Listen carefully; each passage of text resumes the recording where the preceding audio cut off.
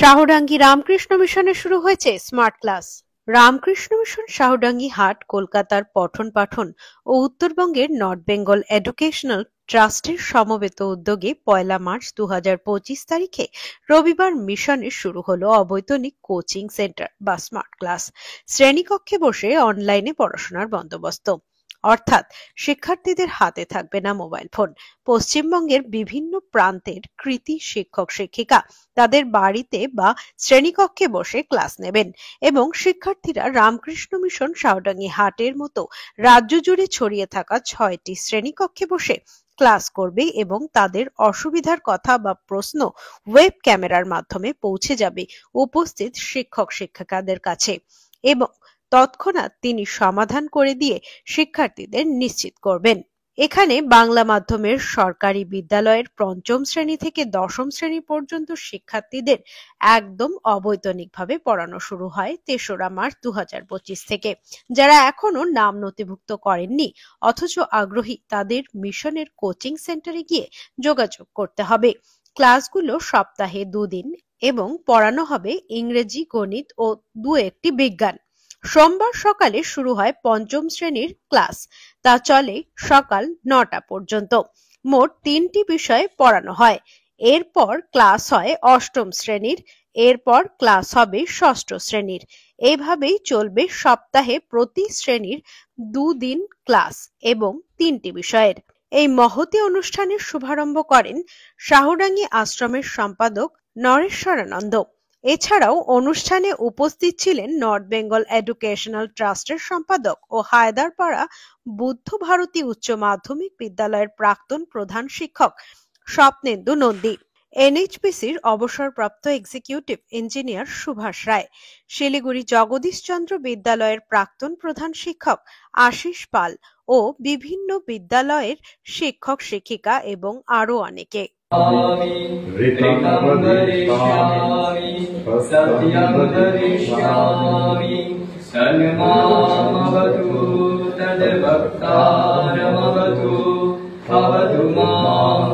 अवतु वक्रतारम् ॐ शान्ति शान्ति शान्तिः हरिः ओम्।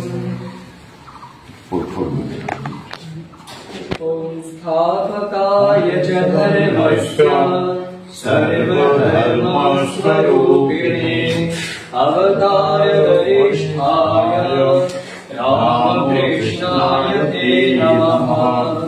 जननीं शारदां देवीं रामकृष्णं जगद्गुरुं पादपद्मे तयो श्रित्वा प्रणमामि मुहुर्मुहुः।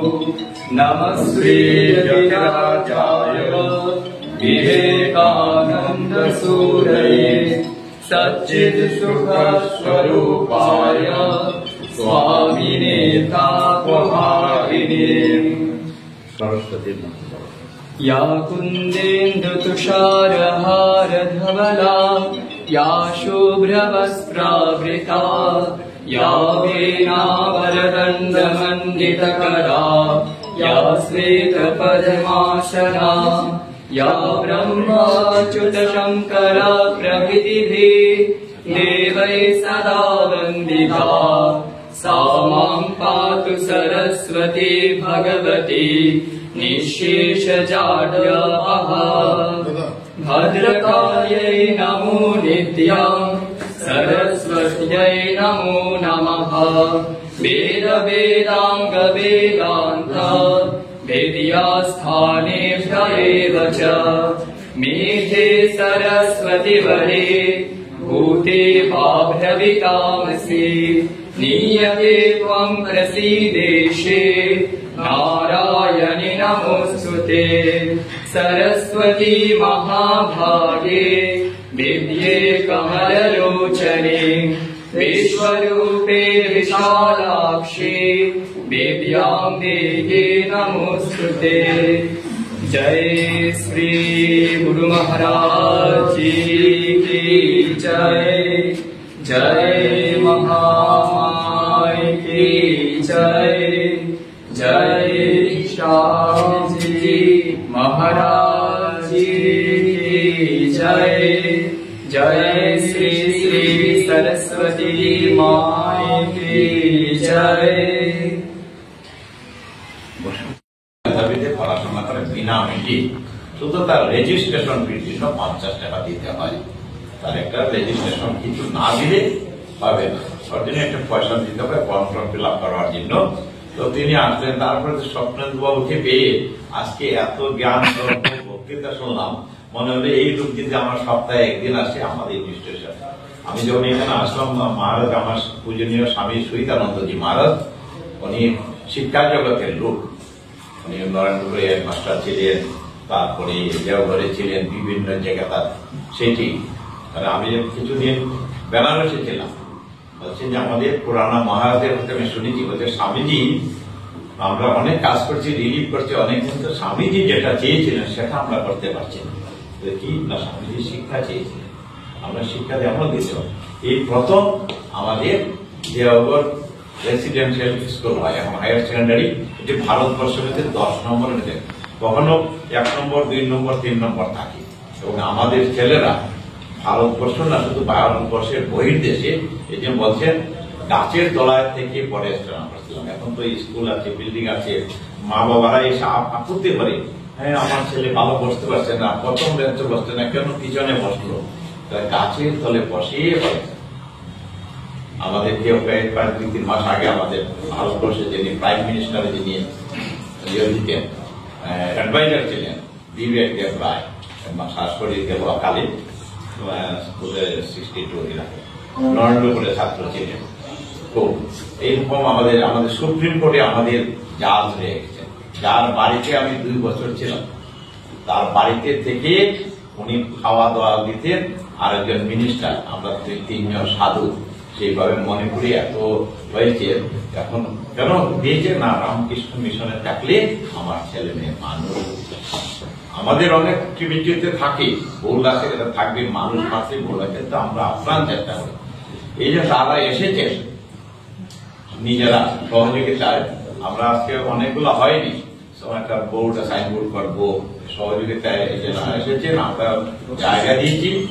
আপনাদের এই আশেপাশে যত ছেলে মেয়ে আছে 5, 6, 7, 8, 9, 10, ওরা বিনা পয়সায়, শুধু এখানকার নয়, ওরা কলকাতা থেকে, কেউ নর্থ বেঙ্গল থেকে তারা পড়াশোনা করবেন, তাদের ইচ্ছা যে আমাদের সন্তানরা পড়াশোনা করবে। এখানে একটি ছেলে আছে, তার মা এখানে দিয়ে যান, মহারাজ এই সন্তানরা যদি আপনাদের সাথে থাকে, রবিবার দিন আমি দিয়ে যাবো। কত দেখলে আমার শ্রদ্ধা লেগে গেল, আপনারা একটু শিক্ষা দিন। আমি অনেক শিখে আমার থেকে আজকে তার মুখস্থ করে বলে দিচ্ছি। আমার এখন বোধ হয় সে কোন ক্লাসে বলে, আত্ম দিবাকর এই ছেলে মা দিয়ে গেছিল। এইরকম বলেছেন যে পাথরের মধ্যে সব ছিল, শিশুর মধ্যে সব হয়ে গেছে, শুধু যেটি প্রয়োজন নেই আমরা সরিয়ে দেওয়া, আর সব কিছু নির্ভর করে মা বাবার উপর। আমরা এখানে 100 ছেলে মেয়েদেরকে খাওয়া দাওয়া পাই না, সবকিছু ফ্রি, পড়াশোনা, কাপড় চোপড়, জুতা সব, তবু পাই না।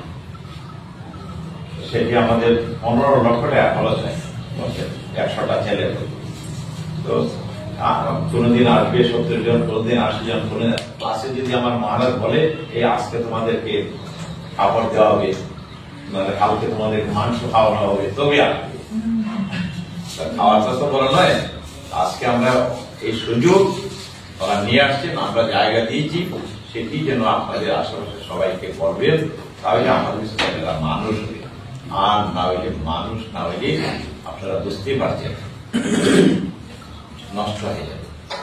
বলছে না সোনা তৈরি করবেন না হাত তৈরি করবেন, কয়লা তৈরি করবেন না সোনা তৈরি, এটি আমাদের সব মা বাবার উপর নির্ভর করবে। আপনাদের কাছে আমার অনুরোধ, আর আপনারা তোমাদের জন্য আমরা অনেক আশা নিয়ে এসেছি, তোমরা পড়াশোনা করবে। আমরা বলবো সবার আগে আমাদের শিলিগুড়ি শহরের শিলিগুড়ি জগদীশচন্দ্র বিশ্ববিদ্যালয়ের হেডমাস্টার আছেন উপস্থিত, অবসরপ্রাপ্ত, উনি শুরু করছেন। তখন আমরা পরপর তোমাদের কিছু উপস্থাপন করতে পারবো, হ্যাঁ, এবং অনুরোধ করবো বলার জন্য।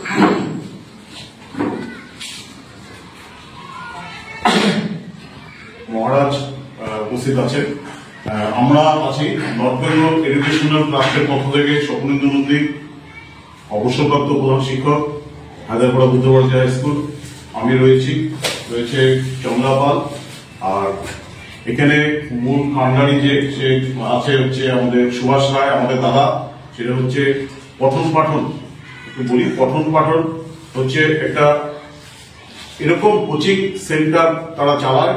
একটা ইঞ্জিনিয়ারিং সংস্থা আছে নেভিটাস, এবং তাদের উদ্যোগেই এই যে পঠন পাঠন চলছে সেটা কিন্তু সাউথ বেঙ্গলে অনেকগুলো স্কুলে চলছে।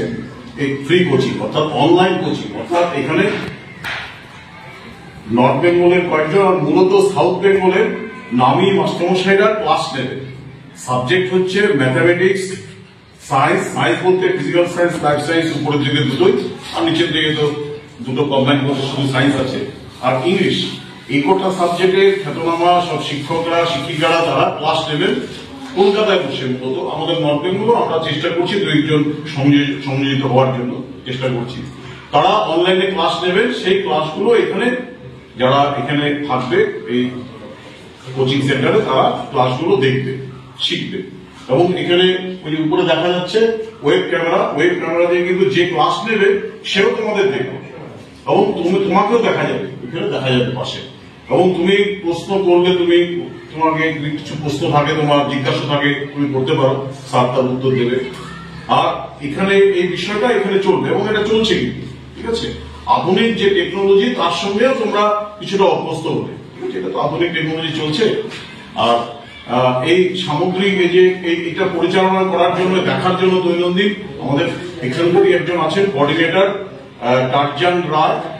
ওনাকেও আমরা স্বাগত জানাই যে উনি সহযোগিতা করবেন। প্রতিদিন সকালবেলা 7টা থেকে 9টা, সকাল 7টা থেকে 9টা, 5 থেকে 7, 5, 6, 7, আর সন্ধ্যা 6টা থেকে 8টা, 8, 9, 10 এই ভাবে আমরা ভাগ করেছি আর কি। এবং ঠিক যথাসময়ে রুটিন দিয়ে দেওয়া হবে, ঠিক আছে।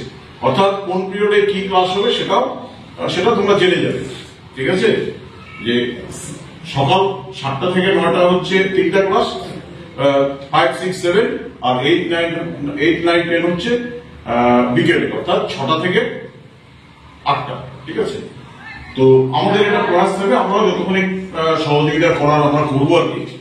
তো এখানে আমি আবার বললাম যে এখানে পঠন পাঠন হচ্ছে মূল বিষয়, তারাই এটা চালাবে, আমরা সঙ্গে আছি আর কি, ঠিক আছে। এবং আমরা চাই এখানে স্থানীয় যত স্টুডেন্ট আছে তারা আসুক। মূলত যাদের প্রয়োজন আছে, বাইরে পড়তে পারে না বিভিন্ন কারণে, আর্থিক কারণে, তারা আসুক, বা সুযোগ পায় না। অনেক রুরাল এরিয়ায় কি হচ্ছে, ভালো শিক্ষক পায় না। আমরা দেখি খুব সমস্যা এটা, যে ভালো ছাত্র কিন্তু হচ্ছে, মহারাজই বলছিলেন যে সায়েন্সের টিচার পাওয়া যায় না, খুব সমস্যা এটি। তো কিছুটা আমার মনে হয় এখান থেকে একটা লাঘব হবে এই সমস্যা। যারা আসবে ধারাবাহিকভাবে ক্লাস করলে পরে উপকৃত হবে, এটা আমরা বলতে পারি, ঠিক আছে। আর এখানে সবচেয়ে আমাদের ভালো লাগা হচ্ছে আমরা রামকৃষ্ণ মিশনের সঙ্গে আমরা যুক্ত হলাম। এটা একটা খুব ভালো লাগার বিষয়। এখানে যারা আছে বয়স্ক সবাই এটা অনুভব করেন, আমরা তো খুবই অনুভব করি। রামকৃষ্ণ মিশন সম্বন্ধে বলার কিছু নেই, ঠিক আছে। রামকৃষ্ণ মিশন মানে কি, একটা স্বচ্ছতা, একটা সততা, একটা ডিসিপ্লিন, একাগ্রতা, একটা সেবাধর্মী মনোভাব সব মিলে একটা পথ চলা রামকৃষ্ণ মিশনের সঙ্গে থাকা মানে। তো আমরা শুরু করলাম। তো এই